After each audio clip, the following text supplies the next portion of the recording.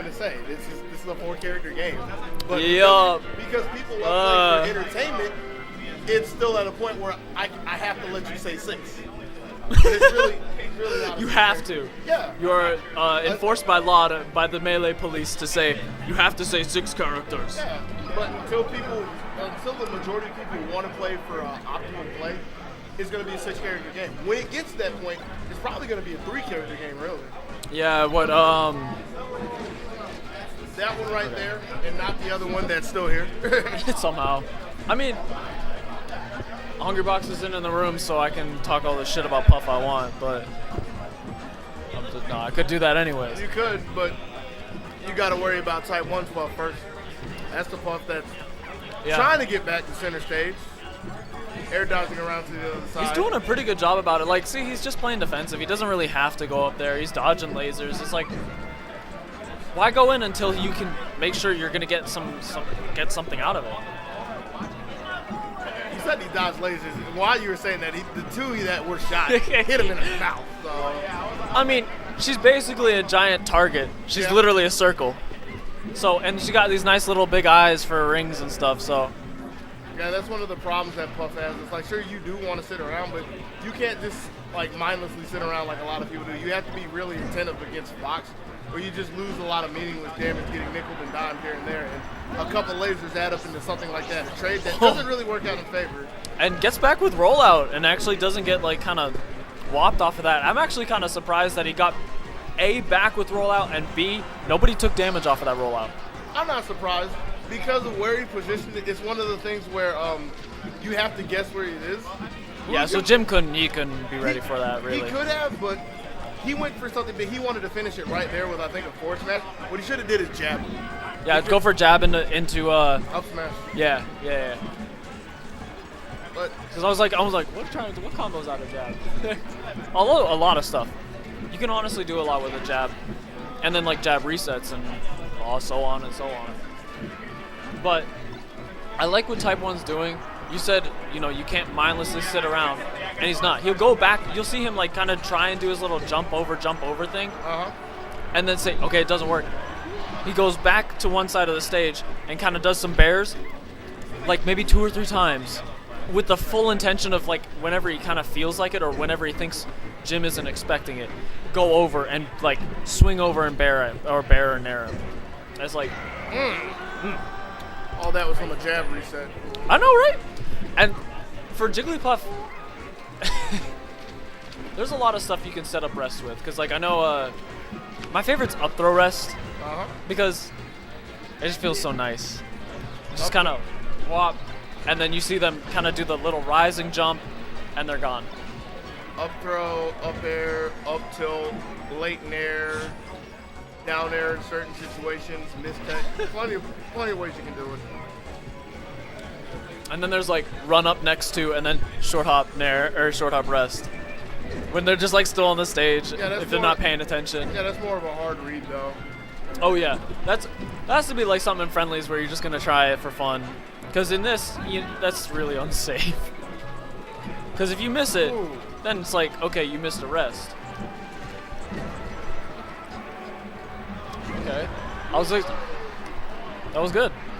I think, I don't know what else would have killed besides fair to bring him out of that up B, but. Forward tilt or down tilt. Because by throwing a forward smash out in that situation, he covered the up forward angle, but I don't think he would have been able to recover in time to actually stop if he would have went straight up and came down to the ledge. Or if he would have hit like the 22.5 angle, like the really awkward angle. Yeah. So. Okay. That was the thing I was thinking about Type 1. Like, he's getting a lot of good reads. He's making a lot of good predictive plays. Yeah. But when you see he's in a scenario where he has to react, his reactions are kind of questionable. Yeah. Because he's been in some scenarios where he's been sitting, like, right here, and he's looked for a roll. The only reason he punished that roll is because he was doing back air. Yeah, he's just, like, set up the backers, and it's a safe option. And he, wins with 2 stocks, though. He does. So, but there have been times he's been in that scenario where he was strictly looking for the roll. He got the roll and he didn't react in time. Yeah. So he's got to be real mindful about that and try to be a little more articulate on his reactions. or else that could come back to haunt him, especially in a stage where he's going to have to fight a little bit more just to push Jim over to the edge. Yeah, because not only that, but this stage is pretty okay for Fox. Yeah. Fox does tend to like this stage. So I want to see what Jim's doing with this, because I mean, this is his counter pick, this is his comfort pick probably. So I want to see where he takes this, and because he did get 2-stock, but it wasn't like a convincing 2-stock. It was kind of like it was hard fought throughout the whole time. It was just like small mistakes that ended up with him taking it, and so far so good. Nice forward smash coming back. There's Bears. Bear. Huh?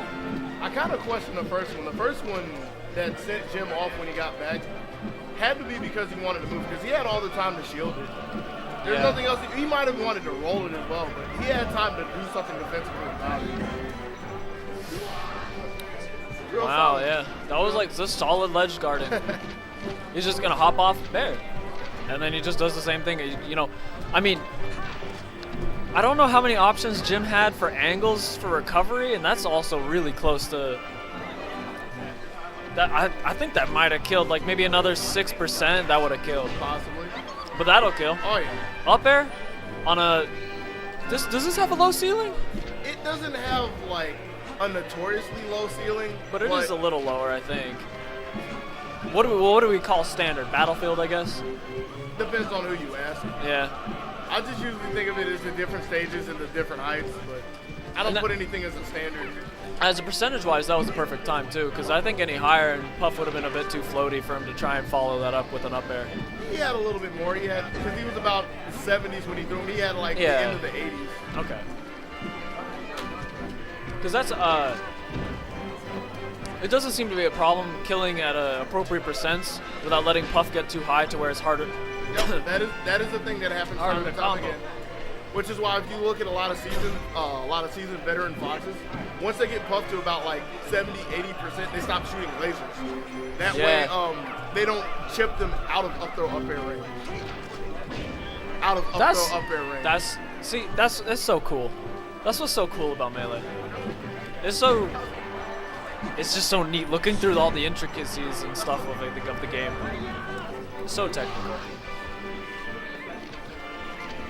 I mean, it's just kind of smart and thought out thinking, but you know, it's always nice to see that every once in a while.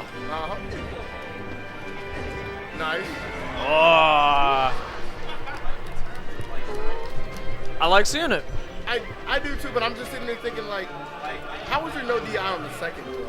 Like, he clearly didn't see it coming, but the first one, I'll give it to a Fox, because Fox is a lightweight character, so he gets throws that are affected by weight, he falls prey to. But the second one, Type 1 was in the spacing that he was clearly going to throw, so. There wasn't any left or right, it was just straight up. Yeah. It was just like, all right, you can go ahead and rest me, but that was a pretty sick up smash. He just kind of happened to be at the same place at the right time and got it off, and now Puff is at 70, and this is looking like maybe something he's going to make a move, but not if he doesn't get off the ledge.